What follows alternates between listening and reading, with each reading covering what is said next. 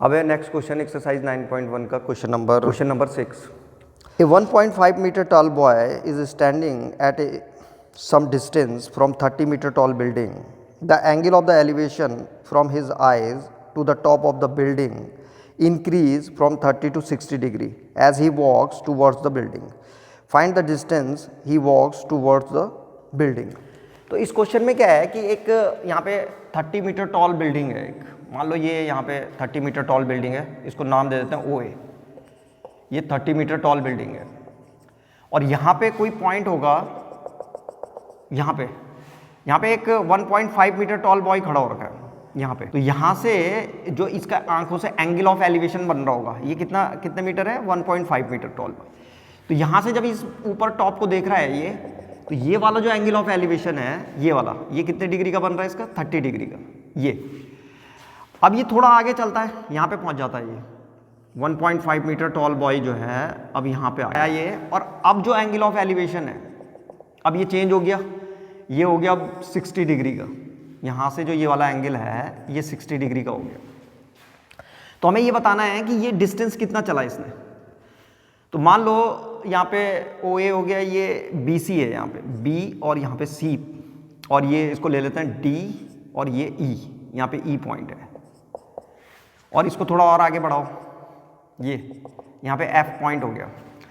अब ये जो बॉय है इसकी जो हाइट है ये 1.5 मीटर टॉल है, यहाँ पे भी 1.5 मीटर आएगा. ये वाला ये जो है ये भी 1.5 है और यहाँ पे ये भी 1.5 मीटर टॉल होगा, 1.5 मीटर आएगा यहाँ पे. तो इसका मतलब ये हुआ कि जो FA है ये 30 मीटर, तो यहाँ से लेकर के यहाँ तक पूरी बिल्डिंग है. तो ये जो FA आएगा इसको 30 माइनस 1.5 करना पड़ेगा. तो जब हम 30 माइनस 1.5 करेंगे तो ये जो AF आएगा ये बच जाएगा हमारे पास केवल कितना, 28.5. ये वाला जो पोर्शन है ये यहाँ से यहाँ तक 28.5 आ जाएगा. आ रहा समझ में. तो इस डायग्राम को इस तरीके से, ये डायग्राम है तो इसको जरा ढंग से बना देते हैं. ये लाइन, ये तुम्हें बॉय बनाने की जरूरत नहीं है, यहाँ पे केवल हम लाइन खींचेंगे अब इसको. तो मान लो ये यहाँ से लेकर के यहाँ तक जो डिस्टेंस इसने चला है ये x, यही निकालना है हमको. तो अगर ये x हुआ तो ये भी x है, यहाँ से लेकर के यहाँ तक ये कितना हो जाएगा, x. और इस वाले डिस्टेंस को y ले लेते हैं, यहाँ से लेकर के यहाँ तक ये जो डिस्टेंस है ये y है, तो ये भी y हो जाएगा ये वाला, क्योंकि रेक्टेंगल बनाते हैं इस तरीके से हो जाता है ये. कि अब हमें 2 ट्रायंगल बन गए इसमें. पहला ट्रायंगल है हमारे पास AF और E और दूसरा ट्रायंगल है AF और C. तो इन 2 ट्रायंगलों को यूज करने वाले हैं. तो सबसे पहले in right angle triangle EFA, इसमें हम सबसे पहले y निकालने वाले हैं.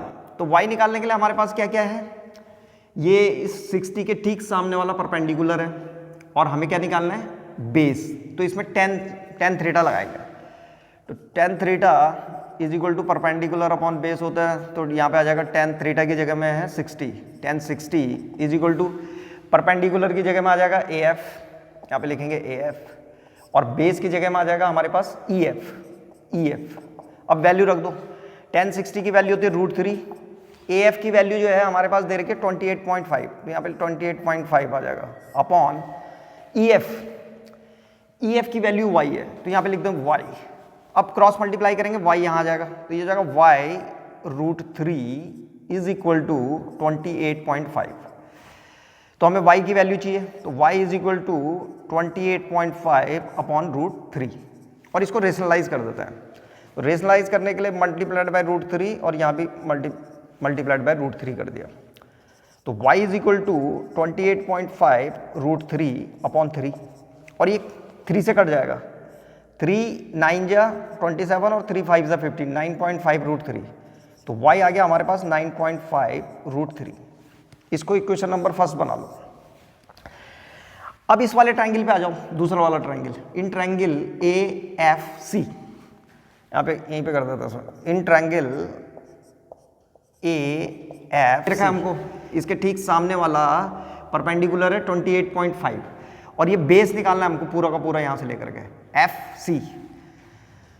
तो यहाँ पे लिखेंगे हम tan 30, यहाँ पे परपेंडिकुलर हो गया इसका ठीक सामने वाला AF, तो यहाँ पे लिखेंगे AF.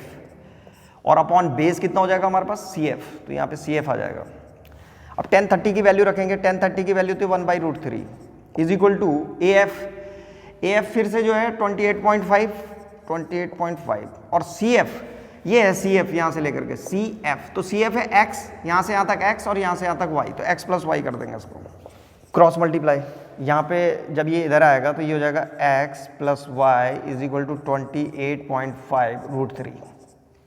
तो ये आ गया हमारे पास x plus y is equal to 28.5√3। अब हमें x की वैल्यू चाहिए केवल यहाँ से यहाँ तक कितना डिस्टेंस चला था ये, तो यहाँ पे निकाल रहा हूँ मैं, तो ये हो जाएगा x इज इक्वल टू ये y उधर चला जाएगा तो 28.5√3 माइनस वाई, तो x is equal to 28.5√3 minus y की जगह में जो है ये वैल्यू आ रखी थी 9.5√3, इसको रख देंगे 9.5√3, 19 और √3 मीटर।